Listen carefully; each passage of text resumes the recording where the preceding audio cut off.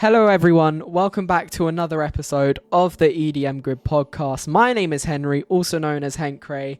Oswald sadly isn't here, but I'm very pleased to say that we have been joined by another special guest. Well, Oswald's not really a guest, but we have been joined by the one, the only, Mr. Bowtied Media, wearing a bow tie, absolutely dapper for this podcast.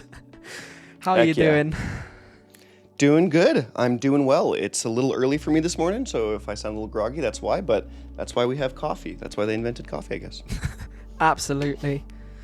What have you been doing lately? Because I know you've been doing a lot of YouTube stuff. You just uploaded a video 2 days ago, Skrillex or not. Very, very fun series of yours. But yeah, what have you been up to lately? Lots of listening to tracks, I believe. Yeah, a lot. A lot's happening in a lot of areas of my life, I'll tell you that. I guess the quick TLDR is just had a daughter 5 months ago at the time of this recording, so life's changed a lot in that sense. I just changed jobs actually 4 weeks ago as well, and still doing some Bowtied content on top of all that. I've got this Skrillex or Not Season 2, I guess, is coming to an end soon, and we've got a new Or Not series coming out after that, which I'm excited for. So lots going on in life. We'll be getting onto that later. But I kind of wanted to have a little bit of a discussion with you for the start of the episode. I did mention it to you. 2025, big year, the big 25. What are your kind of favorite EDM tracks of this year? Because I have prepared a couple. I have done a bit of research, but since you listen to a lot of EDM, I kind of wanted to get your takes on the best tracks. So the ones I've got written down, and then you can sort of say whatever ones you really enjoyed. Absolutely. Obviously, Sunk Cost Fallacy, Fox Stevenson. We were talking about that yesterday, I think, about absolutely jamming out. Half Blood from Skybreak is amazing. Any of the Bad Computer songs, really, they've all been really good. Absolutely. We've got F You Skrillex, You Think You're Andy Warhol but you're not. Absolutely amazing name. Earthwave EP, AU5, I thought that was really good. And then for some kind of underground representation, I also thought the Digital Dreamscape by Desks was also really good. What do you think? What are your kind of top songs of this year? Yeah, that's a great question.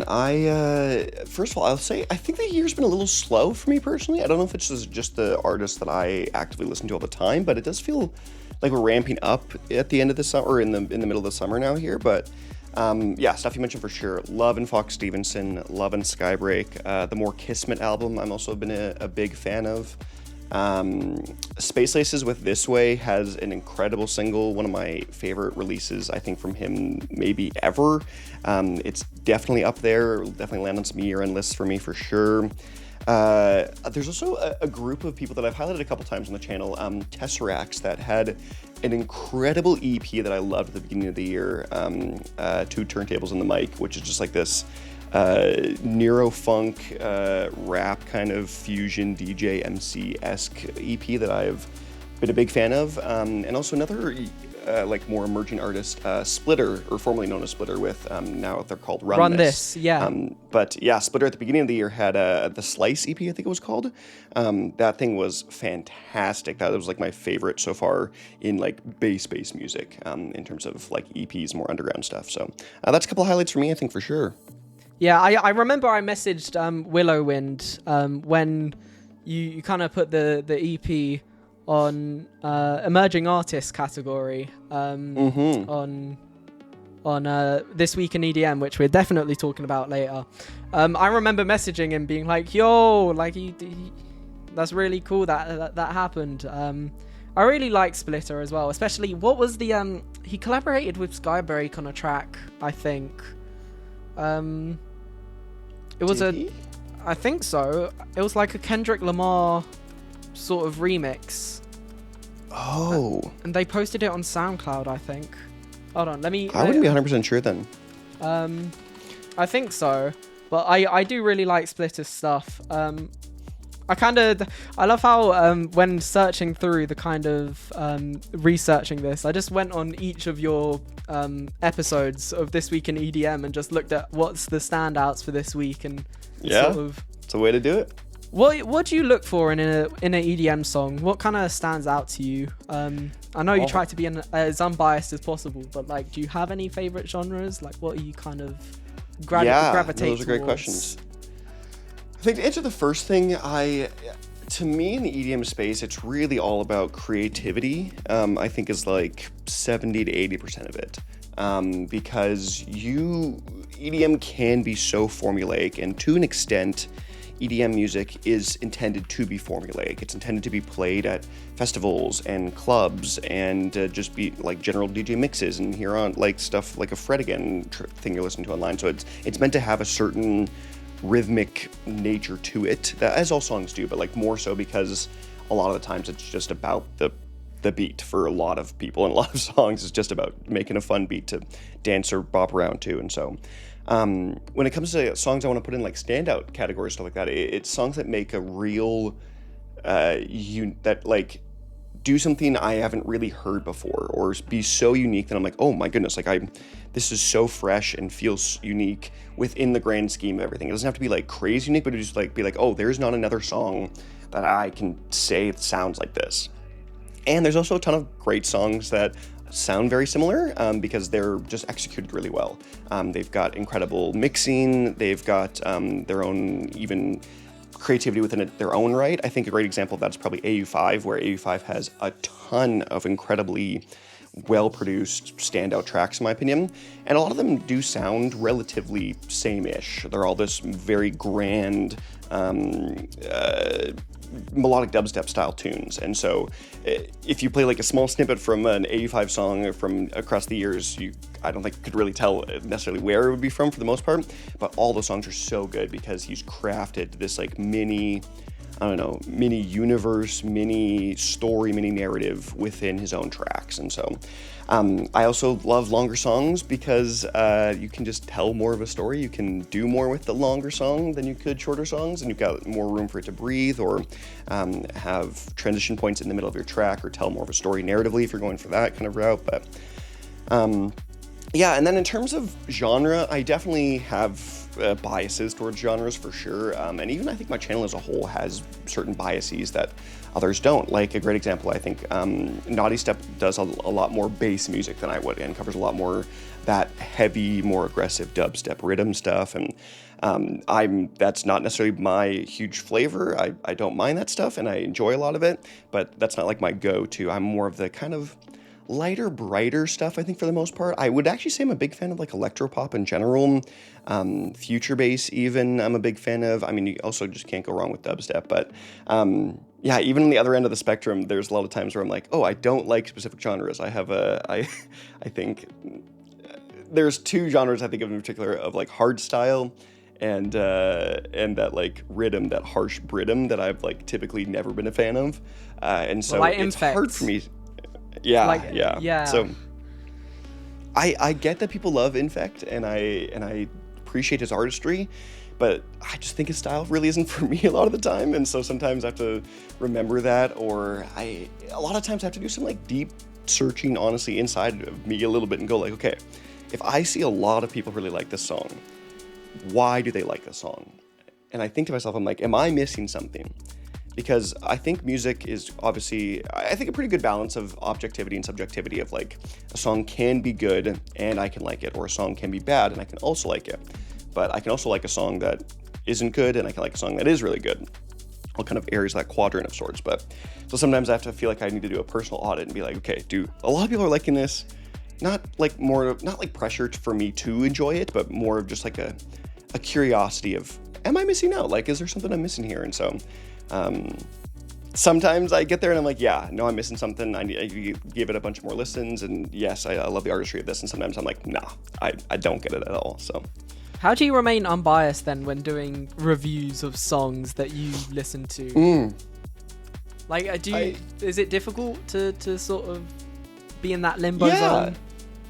Yeah, sometimes yes, sometimes no. I think it's harder when I actually know a person more so than it is like a because the bias is an interesting word because like the whole channel is my bias. You know what I mean? Like it is my opinion. Like I'm when I review stuff or rate things, this isn't like an end all be all. I try to give at least a good amount of critical analysis on things and feel like I've tackled things in a way that is very holistic and I guess objective.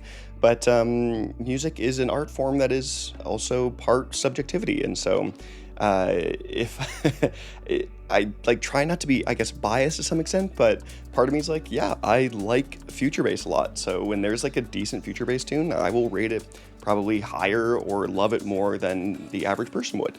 And I also don't love hardstyle a ton. And so if there's a really good hardstyle album, I might rate it a lot lower. And just because that's the nature of, I guess, running a channel that has based off of opinions only. So the thinking of Timmy Trumpet, all of his hardstyle songs, and how you've just dunked on him over the past. yeah. Yeah, every single time, like you make a video and I see Timmy Trumpet in the trash or bad category is always very funny to me. I wanted to ask though, because you said about people you knew and if that biases you, does it like I think that's really interesting. If you know a person, how does that sort of skew your opinion of the song, or does it even skew the opinion of the song? Yeah, you're right. Yes and no. Like, I think there's subconsciously, yes, like you want to support people that you would like call your friends or people you've chatted with at least a little bit more or like what they're doing or like them as a person. And so, yes and no. I know it's like a pretty cop-out answer, but I think a great example was the Skybreak album that just came out. I think Jack is probably one of the producers I've chatted with the most in terms of just doing stuff as Bowtied, and I'm a pretty decent fan with his manager as well, Landon. Actually, Landon's coming to like my town soon to visit for the weekend and stuff, and we're gonna hang out, and we've met up a couple times and stuff, and he's given me some great opportunities for videos and stuff. But yeah, so when it comes to stuff that's released, I'm like, okay, yes, I need to be. I wouldn't say it's hard to, I don't think it's hard to like not give like truthful reviews, but I definitely watch my words a little bit more than I would if I didn't know the person. And when it's more impersonal, like a great example, again, here is Timmy Trumpet, because Timmy Trumpet is a massive artist with massive success and fairly famous, fairly wealthy, has done really well in the EDM space, numbers logistically wise. So I don't feel bad at all ripping on a brand new Timmy Trumpet track because I know he's not watching the video. I know he's got a million other things to do in the world and he doesn't care about what I say. But when it comes to someone like a Skybreak, for example, I think the intentionality is different almost. Like if there's like let's say, which this hasn't happened before, but let's say there was like a really, really bad Skybreak song, and I'd be like, whoa, I would listen. If one were to exist, I feel like I would be I would almost like go to them first, honestly. Like if I had more relationship with the person, I'd be like, hey, like I wasn't a huge fan of this track, like what was the story behind this or something like this, and I don't know, but I think for the most part I do a decent job of trying to stay away from personal biases from people I know. And I also don't know a ton of people, so there's a couple people in the space that I've chatted with here and there, but it's not like I'm like, oh, I'm willy-nilly friends with everyone. But so yeah, a little bit. I try to do my best, but I also recognize that the people that I know are obviously a lot smaller artists than like a Timmy Trumpet would be, or like a David Guetta or something like that. And so it's just a reminder too that like we're all in this together to some extent. Like we're all here to listen to music and enjoy music. And yes, there's a critical review part of it that I do. But music is for ultimate enjoyment and it doesn't need to be reviewed. And so it's a gentle reminder all the time to just be careful with what I say and try not to be so when things are bad overly negative if I can be. So do you think I've always wondered this, right? Do you think that making the channel and sort of having to listen to music this way has affected how you listen to music in the first place? Oh, absolutely. I actually recently was thinking about, I literally got in front of this camera and in this new set, actually even recently, and was going to be like, I'm just going to film a video of me just rambling on about that exact thing, where I feel like my music, how I listen to music has changed. Because to some extent, like, it is like a job-ish. Like, I'm not really, I haven't really made a whole ton of money off of YouTube. Like, definitely not enough to be a sustainable long-term thing at this point, at least. And there are some weeks for sure where it's like Sunday night or something like that, and I'm like, oh, I need to listen through like 40 to 50 new songs and then give my review and shoot a video. And sometimes I'm like, it's like, it feels more of a chore sometimes. But then when I do it, I'm like, oh yes, I like listening to this music. I like hearing these things. I like these new sounds. I like giving critical analysis. And so this is like, oh no, I do enjoy this. And so I think, if I ever stop doing videos, it really is just because I don't want to review them anymore. I don't want to review stuff anymore. I want to just listen, because even recently I've been going back and listening to a bunch of older stuff, not as much as new things, which I typically try to stay really up to date with some new stuff. But I was like, oh, I forgot how much I love Disclosure's discography and how much I love Daft Punk's discography. And I've gone through these big swings now of being like, of going back and listening through a bunch of older stuff, quote unquote. And recently my time has been a lot more limited. And so I've had to make a genuine decision now of like, oh, do I listen to this new album that I want to review and rate at some point?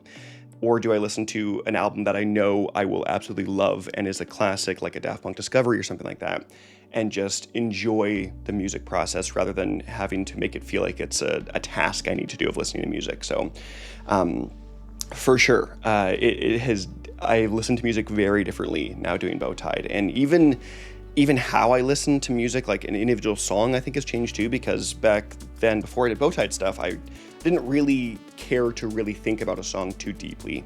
I was more of a, oh, does this song sound good to me on the first listen or in the first like even 30 seconds? I'm like, great, then I'm just good, add it to a playlist or forget about it, never even think about it again.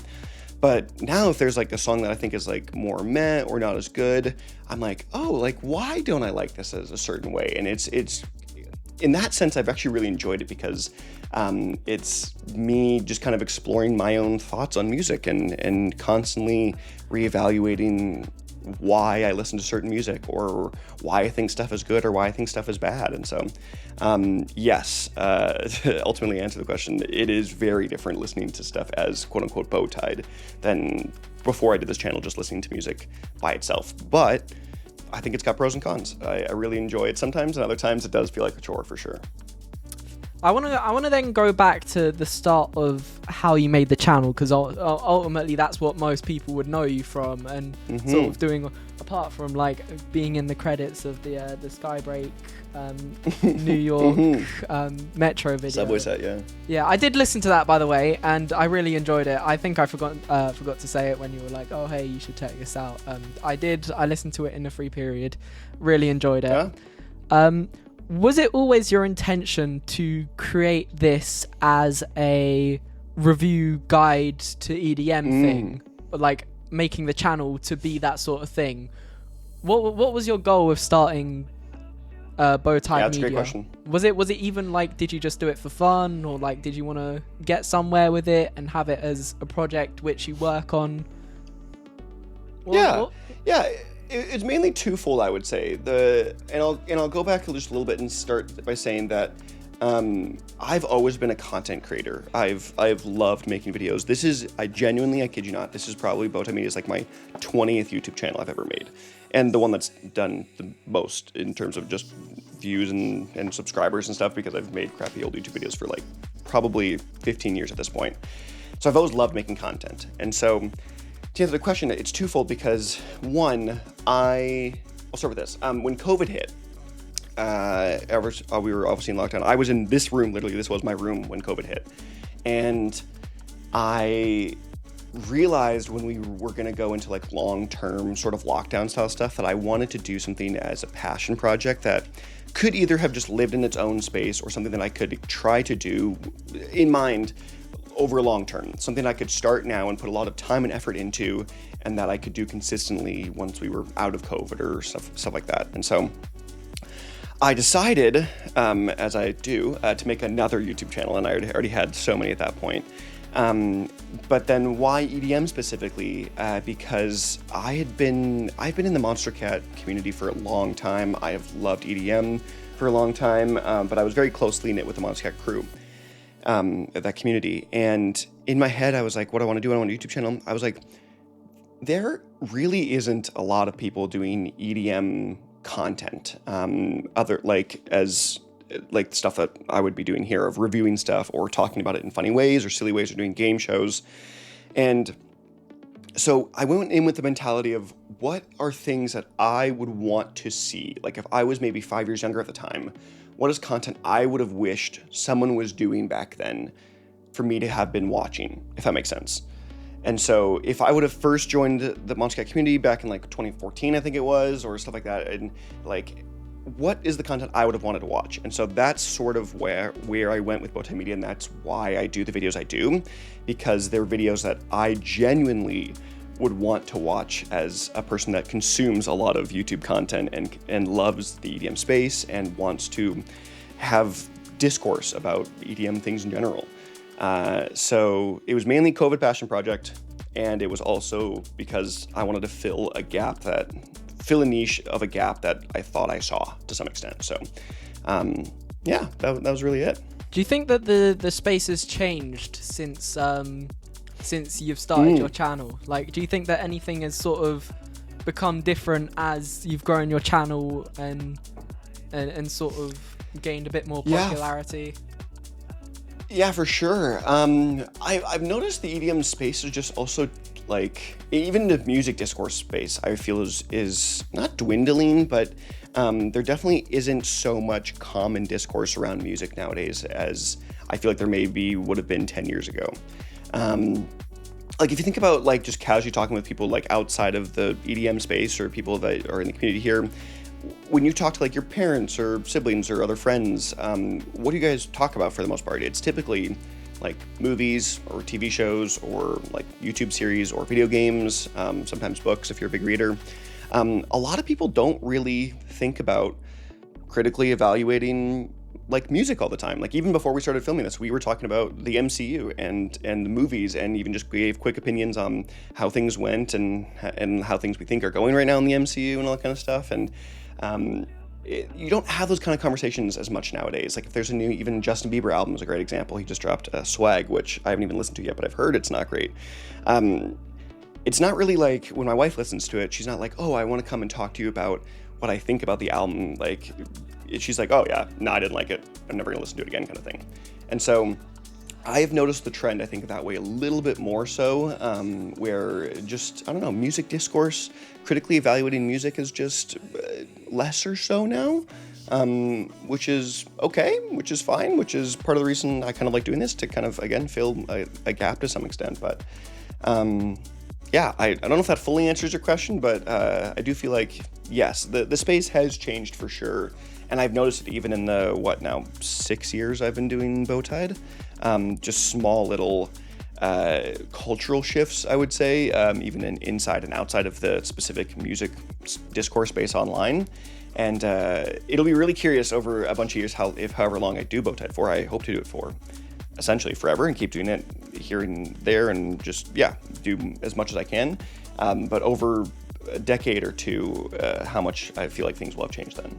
It's also going to be great looking back at, like, all the content that you've done and this podcast as well, and just seeing, how much has it changed, and, like, how much have things changed since we spoke, and, like, since you created all those videos. It'll be quite interesting to see, like, look back and go, oh wait, like, that was really different compared to what it is like now. Yeah. Have you noticed that with some of your old, like, do you look back on your older videos and then look at, like, see what's changed? Because I know some people don't like to look back at older videos because they get nervous, anxious. Yes. Yeah. Like, I just cringed out. But do you do that? Do you like to look back and see what's changed? Yeah, I cringe at my stuff a little bit, but I think I've learned over the years to be fine with it, to be fine with a cringe, and again, mostly speaking to the fact that, like, have YouTube videos from, like, I think 2011 or something like that, of me running into my, like, friend at full speed of, like, just the stupidest stuff that he would do as, like, I think it was in, like, 7th grade at the time or something like that. So yes, I think there's an element of that for sure. For the most part, though, I think I'm fine watching my own videos. It kind of does go back to the fact that I want to make content for stuff that I would want to watch as a viewer, as a listener, as an audience member. And so oftentimes I will like watch back my own video, partially also just because I need to check to make sure everything was good and uploaded, and I watched on YouTube then. But so I guess if there's an error, I way too late for that. But I think I'll watch back my own videos. I also, to me, the channel kind of comes in eras, which is something that I think you wouldn't really ever think about because you're not recording these all the time.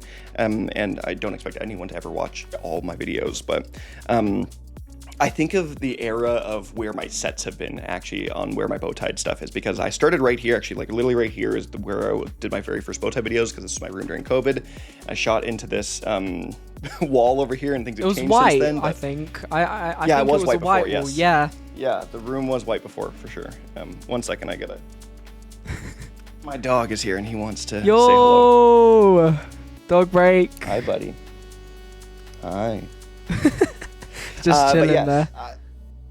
I think of my eras of videos based off of the sets that I've shot them in, because that is a good almost indicator of life for me, because I was in my room here, and then I moved in with my wife and we got married, and so that was for first set for our first house, and then we moved, and so our set changed, and we moved again, and my set changed, and then I was working at my other job, and so then I used the set downstairs and like the professional looking studio with the like white wall and the light behind and stuff, and now I'm back here, and so I do think of all those eras. I'm like, oh, back then when I was at this house, at this set, I did these videos a lot more. I should do those videos type again, because I really like those videos, and I did these then, and I didn't like that anymore, and I shouldn't do those anymore, and so I would say constantly almost look back at my old videos and think about it just to improve generally, just to be like, what can I do better? What can I almost like not recycle a video content, but like, oh, can I do what I did before in a better or fresher way for more people to see now? And so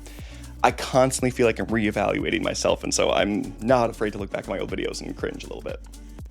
You're very reflective from the sounds of it. Like, you look back at how you listen to music and go, can I do this better?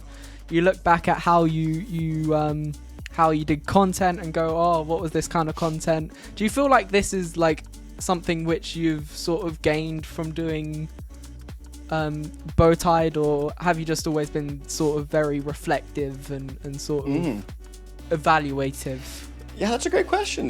That's funny that you say that, because when I outwardly say it, that does feel true, but that doesn't feel true in my personal life. I'm often a person that I also forget a lot of what I did when I was like younger, which I know we all do, like when we're really young, but like there are big cruises or big vacations that we went on when I was like in elementary school still that I'm like, I don't remember this. Like, I just don't remember, kind of thing. And I'm often not looking back in that sense. I'm always kind of looking forward to what's happening next or going to happen. But yeah, I think maybe you're right. I think Bowtied has, this is a great question, because this is like, I don't really have an answer for, because I need to almost do some, ironically, reflecting on the answer to some extent, and think about that in my life, because yeah, you've really posed an interesting question, because you could say that, but I don't think my wife would say that about me at all. She would not say I'm a reflective person by any means. So Can't wait for the next episode. Can't wait for the next episode to be like, oh, we'll get your wife on. And is this true? Yeah.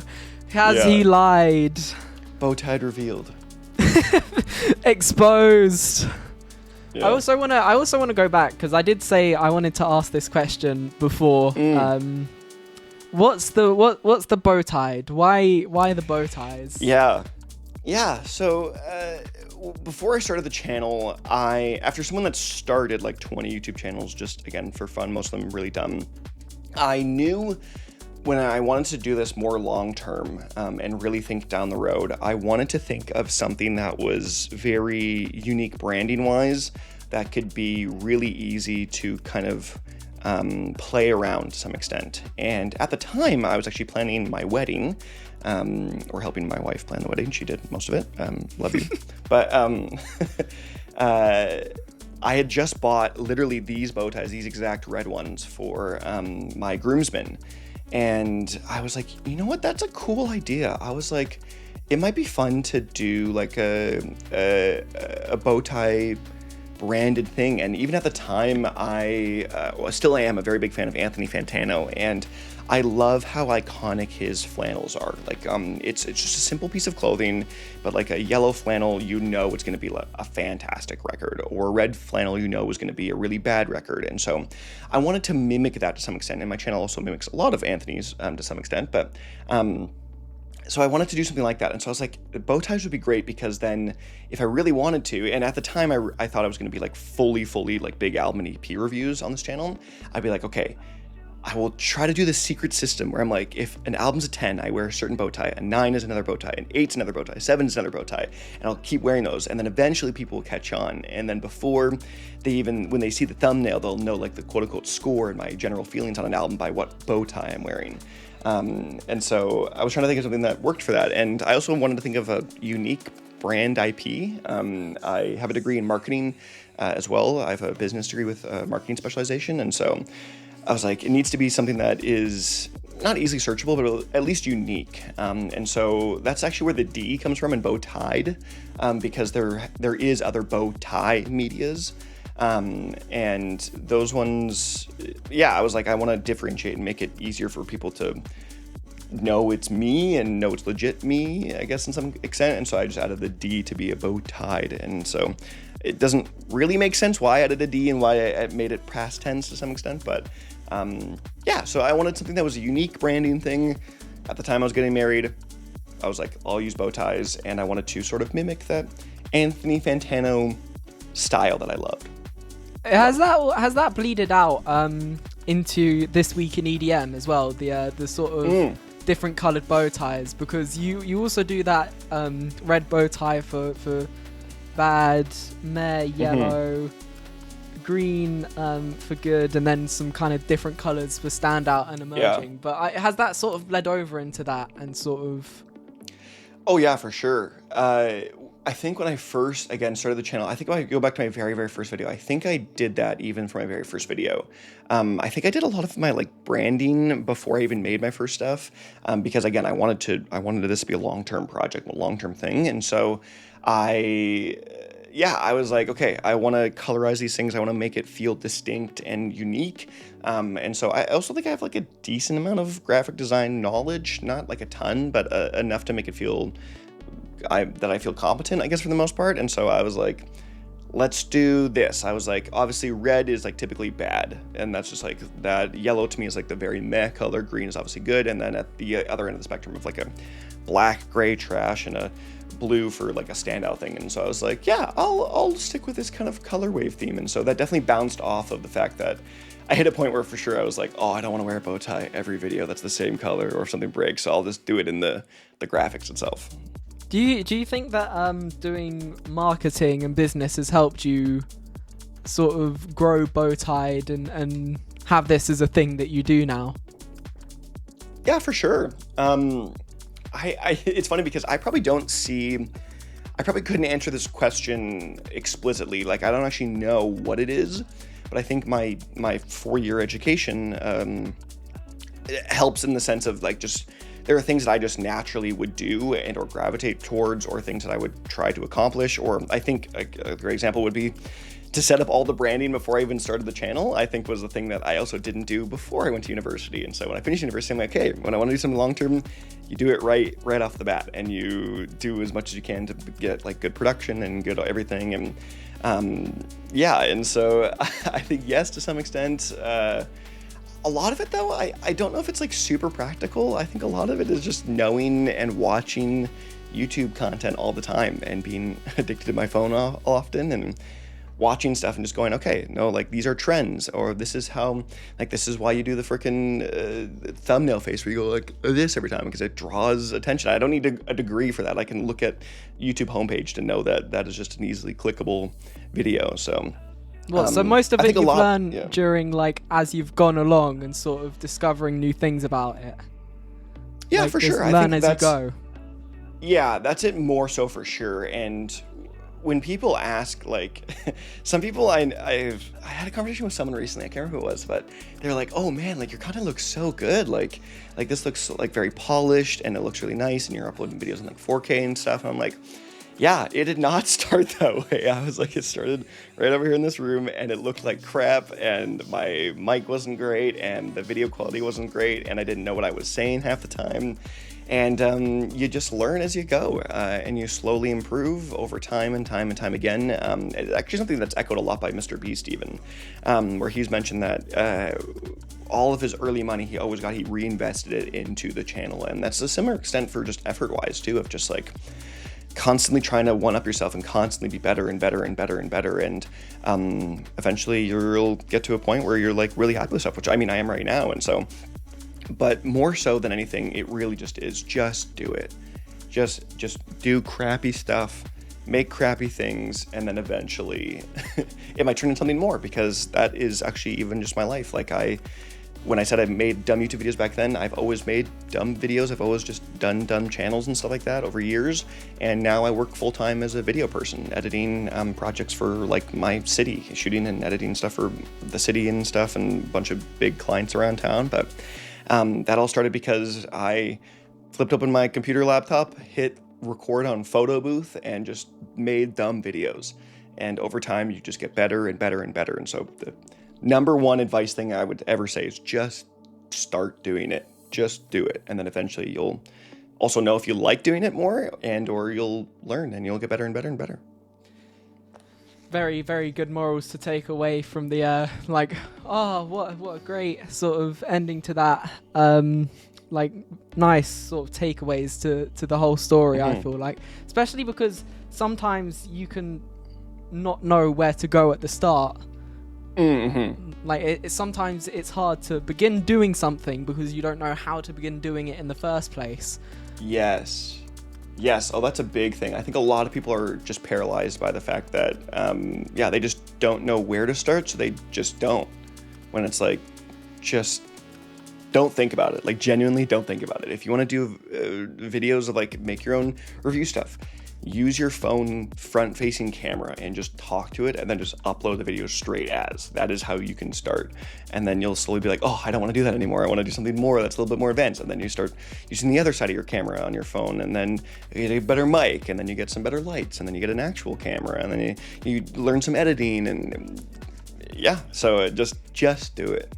Why not? I wanna kind of go to the more recent stuff now, because we were saying before, this week in EDM is an absolute hit for you. It's doing very, very well.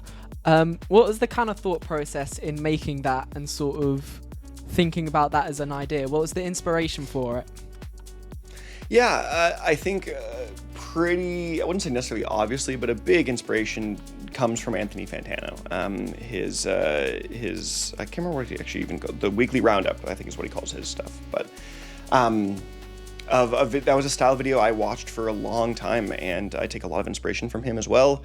And so when he did these weekly recaps of stuff that about like, I don't know, sometimes 20 to 40 songs, I was like, oh, like this is great. I'm finding so much new music. I'm loving watching these videos because I hear quick opinions on things, and I may disagree with him sometimes, but I'm like, I just love listening to and hearing about new things. And then I hit a point where I was like, oh, like I would love that for EDM specifically. And that also came down to the fact of, I was like, oh, I wish someone was doing this. I was like, I can't find anyone, or an easy way even to find new EDM songs that come out each week. And so I was like, okay, well, I guess this is the gap that I can fill here. And so I was like, let's try it. And so I started listening to new songs that came out, and it was, I will say, hard at first to find even those new songs, because with the age of streaming platforms and stuff, there's so much all over the place. You have to find exactly where to find new information and what stuff comes out. And you have to follow a lot of people on socials and stuff. And and then it twofold, it made me more informed on things. And so the more I did it, and the reason I keep doing it every week is because I'm like, oh, like this is constantly keeping me up to date with what is happening in EDM. Like I can even tell trends. Like over the years that I've been doing it, in my first couple years of doing the channel, I was very inconsistent in doing it or not. I kind of did it some weeks, did in other weeks, and didn't for like months at a time. But I think for the last like year and a half, I've been pretty consistent in doing it every week, pretty much. And I've even noticed like a way more now how much certain trends come and go, yeah, it's both a twofold of stuff that I wanted to see, a gap I wanted to fill, and a way to constantly keep me updated with things that I enjoy talking about and listening to. So, have you found that you've sort of gained a bit more knowledge from content creation as well at it, and sort of it's a very hard thing to keep it at a consistent rate. Obviously you've had very different things. You've moved job, you've had your daughter. How is it like keeping up with sort of having to do all of those things at once? Yeah, do you find it difficult? Yeah, there are some weeks for sure where it's hard. And I ultimately need to remind myself, and this is like, I don't know if some people don't want to necessarily hear this to some extent, but like doing Bowtied is like the last thing on my priority list. Like, it's as much as I enjoy doing it, I love doing it as like a hobby, like it is lower on my list. My like family is first, and then my job is probably next, and then like my hobby stuff, because like this is a thing I get to do and can do. And so sometimes it's the harsh reality of like, oh, I don't need to panic to make a certain video, or I don't need to panic or feel like there's a weight on my shoulder of like all these people waiting for me to make content, because it's entertainment. It is the truth of the fact is, it is entertainment that doesn't need to happen, that doesn't need to exist, but I like doing it. And it's a hobby that I really enjoy doing, and things that I have found a lot of friends through, and I've enjoyed just listening to music as a whole more so intently. And I would way rather do this than I think play video games a lot of times. And I used to be a huge gamer. I haven't played a ton recently, especially with my daughter born. And so, it ultimately comes down to the fact that like you just gotta prioritize what you gotta prioritize, and you gotta figure out what is most important for you in your life and what you want to do. And so, again, when I started this channel back in COVID, it was really easy to do it so consistently, because that was like, there was nothing else to do. I wasn't working a job, I wasn't doing anything else, and I wasn't even married yet at that time. And so it was just so easy to just do. And so, yeah, it's just figuring out how to prioritize things. And so sometimes it's like this, where I wake up at 6:30 in the morning to come film a podcast, which I enjoy doing, and I like doing it. And then I'm going to go to work in an hour and go see my daughter and wife and stuff. And so I work from home now. So, okay. Yeah, so it's just prioritizing things. So you told me that you do work from home now instead of going to where you were before. Yes. I want to now ask, what is the future of Bowtied? What have you got in store for the channel? What kind of things are you thinking of doing for the channel? That's a great question. Do you plan that much far ahead, or do you just kind of get ideas and then sort of go with them? Yes and no. So the biggest thing about me as a person is there's this thing called Strength Finders, which is like a personality test type thing that I think is actually really, really good. I think a lot of personality tests are kind of willy-nilly and they put people in a box, but Strength Finders like tells you things you're really good at and things you're maybe not so good at. And so the funny thing about me is that my number one strength on this thing, at least, is ideation. So I'm really good at ideating things and coming up with ideas and thinking about brand new series or videos or stuff like that. My lowest strength is discipline. So what that means is I think of a lot of fun stuff and then I never do it because I don't have the discipline to do it. So I have notes on my phone filled of series ideas that I'd love to do. I will say something even that I really badly wanted to plan this Family Feud style EDM trivia game show that involved some artists, some label managers, some employees from some labels, some other content creators, and I had people on board. I even asked them and stuff. And I tried to plan this right before my daughter was born, so I don't know why I did that. And then she was born, and I was like, okay, I do not have any time for this. And so that was me thinking big idea and then not executing on it with enough time. So what I will say, though, is I definitely have another Or Not series coming out, which I'm excited for. Skrillex or Not was fun, and it was about this new album, which I think is good, but I think it'd be more fun to tackle an artist's whole discography and try to trick some people to some extent. So got a new Or Not series coming soon. And I'll say this because I want to also hold myself accountable to some extent. I at some point would love to do like a top 100 albums all time, EDM albums, and like really be intentional about like listening through old stuff, even of things that like I've listened through like a bit of Aphex Twins, but I haven't really gone through and done a deep dive of their discography, or haven't gone back and listened to like this one Pendulum album and stuff like that. And so I really at one point want to do a real like honest, like serious dive into all the big quote unquote like renowned EDM projects and put together like a definitive list for me of like a top 100. Like I've listened through all the stuff really as much as I can, all the big stuff, and do a big, I don't know if it's a big video or just a list or something like that. So that's like a big long-term dream goal, I think, of mine at some extent. So, and I also, this is the biggest thing, I love video essays. I actually love video essays on like YouTube, like even if they're like shorter, like 20-30 minute, or even like the 2-hour video essays, I love them.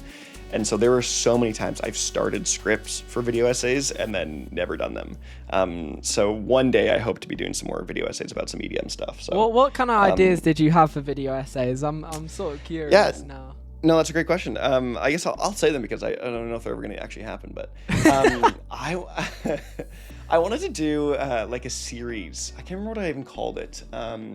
And I wanted it to be like semi-mysterious, where I didn't really know what you were talking about at first. And so my first big one that I got like halfway through a script was essentially titled like the most hated song on Monster Cat.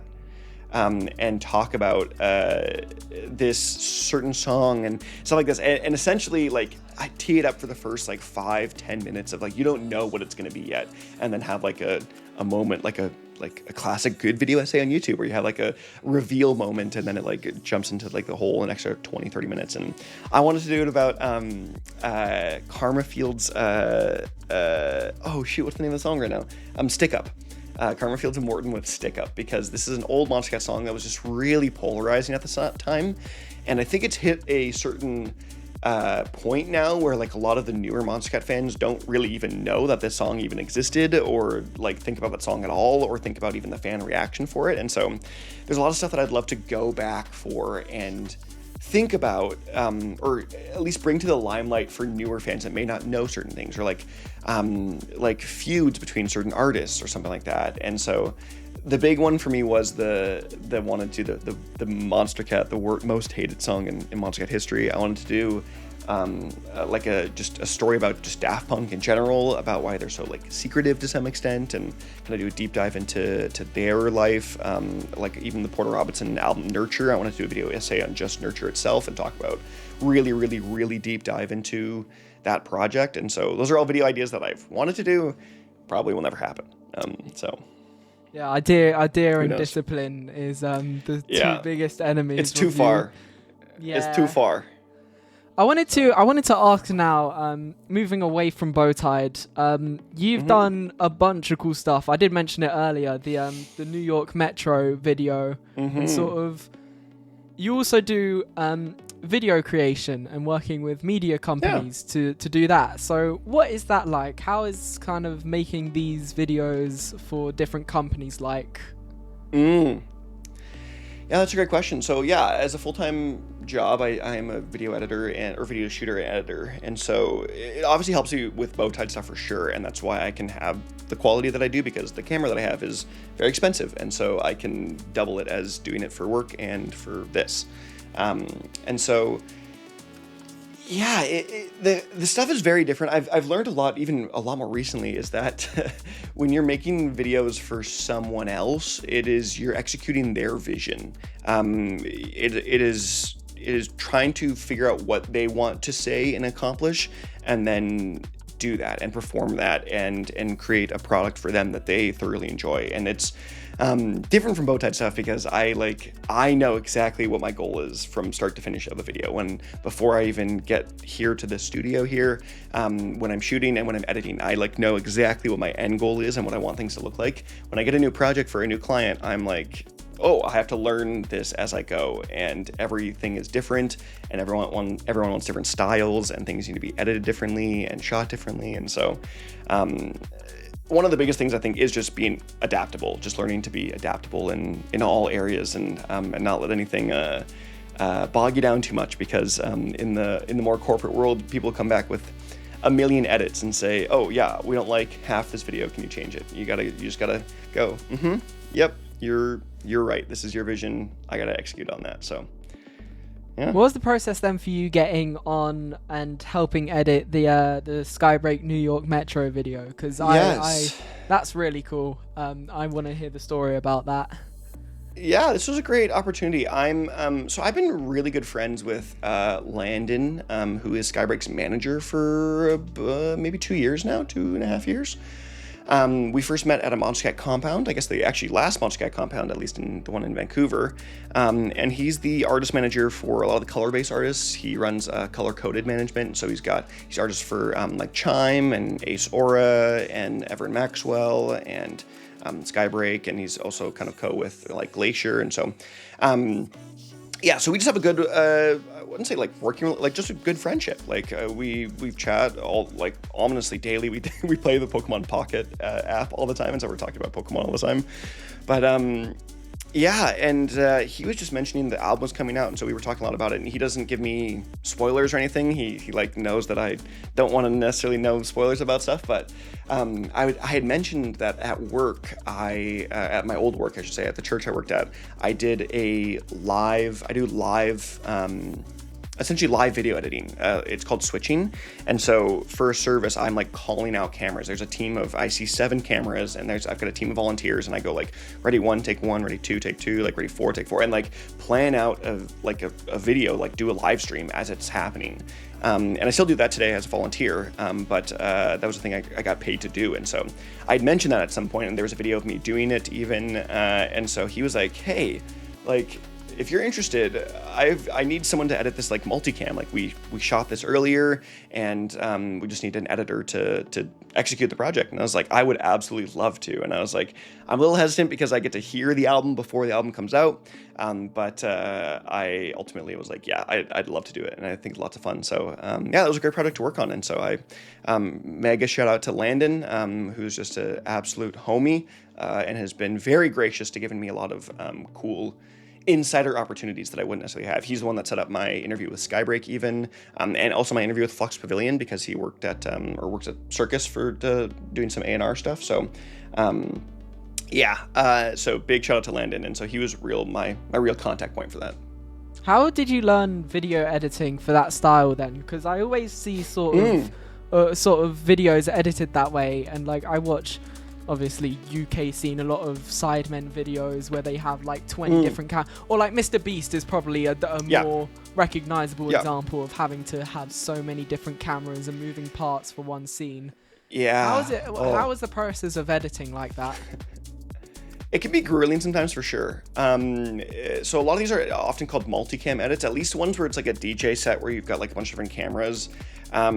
You first have to sync everything, which can be really hard sometimes. And it was actually a big challenge for the Skybreak video because you may not really realize it when watching it, but like it's a silent disco. Like the people have the headphones on, and so when all the cameras are recording, the cameras don't hear any audio. They just hear random noises from the train station. And so I have to line up all the clips without any real audio. Because if there's audio, here's a great example. If there's audio on everything, you can literally just highlight it all and say sync, and it'll line it up, because it's like the programs know like, oh yes, that you're playing this song, and so this is this. But when there's not, it makes it a lot harder. And so that was a big challenge. And that was also just something I had done with work before. When I worked at a church, I worked at the church when COVID happened, and we did a lot of like worship music video style stuff. And so that was my first introduction, where we did like we started with like just 3 cameras. And so we did, they sang a song, we had 3 different people recording at the same time. And then I would just go in and chop it up and edit it in post later, and I really liked it. And so I've done a lot of that actually now since. I've done a lot of multicam edits for work, for not work, for some I guess this is the only Bowtied one I've done, but I actually just really like it. It's a fun style of editing. It's hard and it's long sometimes, especially because I did an edit for a big worship night we had at our church, and it was an hour and 40 minutes long. And so it was 6 cameras, an hour and 40 minutes total. And so it's just a lot to go through. But you kind of just dig in and get it done. All right, we are getting to the end of the episode, so there are 2 questions that I need to ask you now. In honor of Oswald, who is not here, always ask this at the end of the episode, and when he isn't here, I sort of like to ask this, just because I'm curious as well. What are some of the current songs that you've been really liking? What are your current favorites? Doesn't have to be EDM, could be anything. Oh, okay. So then let me give me a second to talk about Quadeca. He is coming out with literally a new album. I haven't even listened to it yet. It's out it's been out for 8 hours at the point of us recording this right now.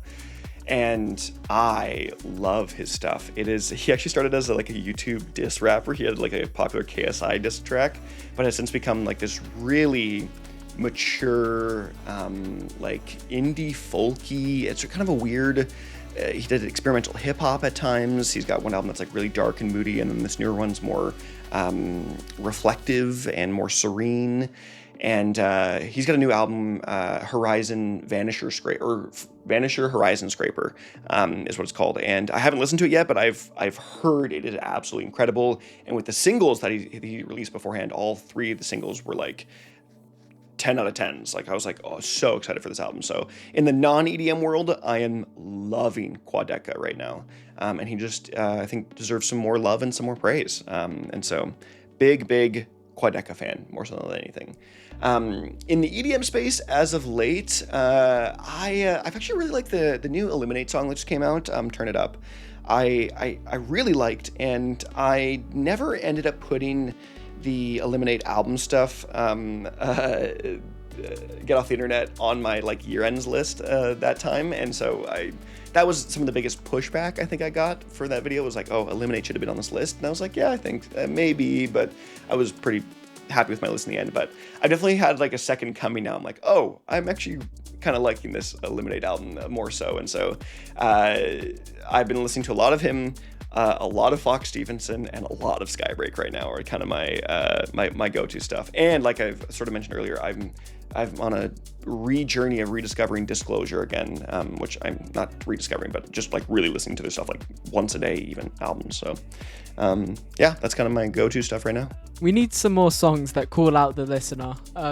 Hey Stupid Idiot, Get Off of the Internet will be probably one of the most iconic bars of all time in a EDM song. It's great. Yeah, it's so fun. Anyway, we are at the end of the episode, so now is your time to shout out anything, to say what you want to say. If you wanna go promote anything, you can. Usually, I do this with actual artists, and so it's kind of a lot easier to go. If you have a song coming up, you can shout it out. It's a bit different with YouTube because you kind of just upload it. But if there's anything else that you're working on that you want to shout out, or if you want to just shout out your YouTube, everything is linked in the description, so you can send that and I'll put it there. But if there's anything else which you want to kind of say and go, hey, go check that out, now's your time to say it. Okay.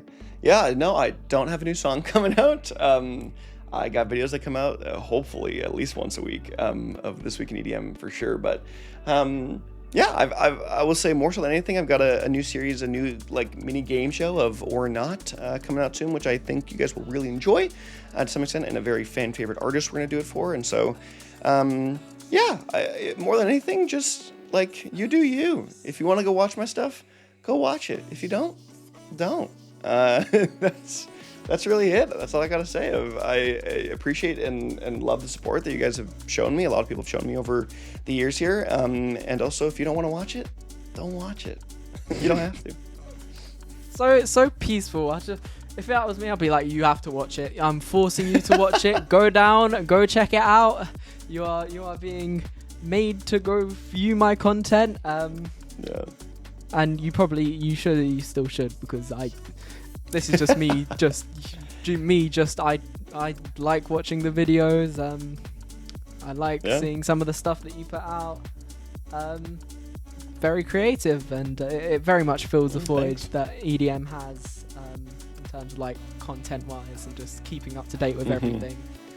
But that is it for the episode. Thank you so much to Bowtied Media, aka Dakota. This is Dakota from Bowtied Media. Absolutely iconic line. Thank you so much for joining me today. Sorry that I woke you up at 6:30 to... No. No, it's been a pleasure. This was great. Once again, my name is Henry, also known as Henkray. I am being joined by Dakota, aka Bowtied Media, and we shall see you on the next episode.